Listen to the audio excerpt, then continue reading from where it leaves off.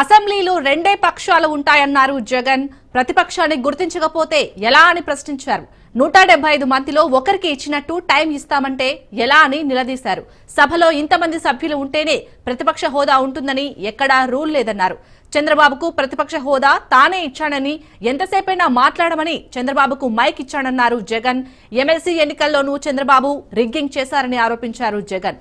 Uttarandhra teacher ఓటర్లు చంద్రబాబుకి బుద్ధి చెప్పారన్నారు.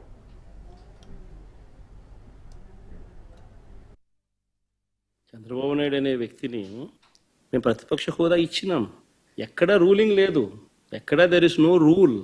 నీకు ఇంతమంది శాసనసభ్యులు నీకు ఉండాలి, ఉంటేనే నీకు ప్రతిపక్ష హోదా ఉంటుంది అని ఎక్కడ రూలింగ్ లేదు.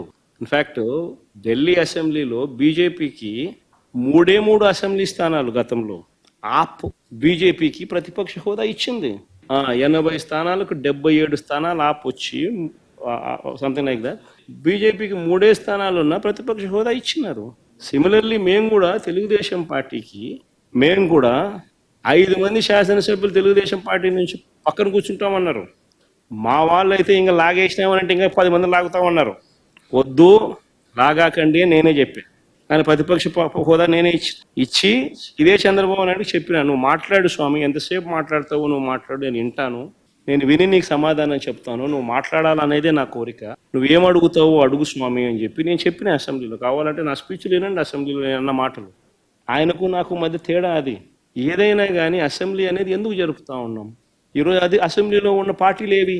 అధికార పార్టీలు, ప్రతిపక్ష పార్టీ మాదొక్కటే ఉంది. వేరే పార్టీలు ఎక్కడున్నాయి చెప్పండి?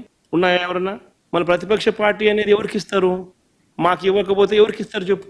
ఉన్న వాళ్ళందరూ మంత్రివర్గంలో మంత్రివర్గ సభ్యులుగా మీరే ఉండరు, మీరే గవర్నమెంట్లో ఉండరు, అంతా మీరే రూలింగ్లో ఉండరు. మీరే ప్రతిపక్ష పాత్ర ఎట్ట పోషిస్తారు స్వామి? నాకు అర్థం కావడంలా. అధికార పార్టీ మీదే, ప్రతిపక్ష పార్టీ మీదే. డబుల్ యాక్షన్ ఇదేమన్నా? హీరో నువ్వే.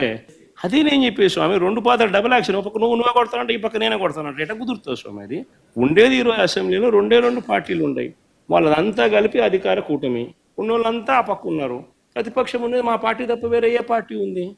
వేరే ఏ పార్టీ లేదు. సో వేరే ఏ పార్టీ లేనప్పుడు ప్రతిపక్షం అనేది ఎవరికి ఇవ్వాలి? ప్రతిపక్ష పార్టీగా గుర్తింపు అనేది ఎవరికి ఇవ్వాలి? ప్రతిపక్ష పార్టీగా ఉన్న వాళ్ళకి ఇవ్వాలి. సో న్యాచురలీ ఆ పార్టీకి ఎంతమంది అన్నా ఎమ్మెల్యేలు ఉండని స్వామి, వాళ్ళకు లీడర్ అనేవాడు ఉంటాడు కదా. సో ఆ లీడర్ని ఏమంటారు?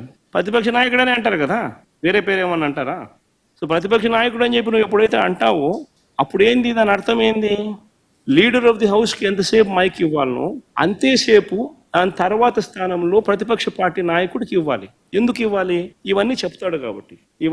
ఇవన్నీ అవతల ప్రతిపక్ష పార్టీ చెప్పినప్పుడు నువ్వు రిపేర్ చేసుకోవాలి. కాబట్టి అది గవర్నమెంట్ చేయాల్సిన డ్యూటీ కాబట్టి, పని కాబట్టి. కానీ ఇక్కడ ఏం జరుగుతా ఉంది?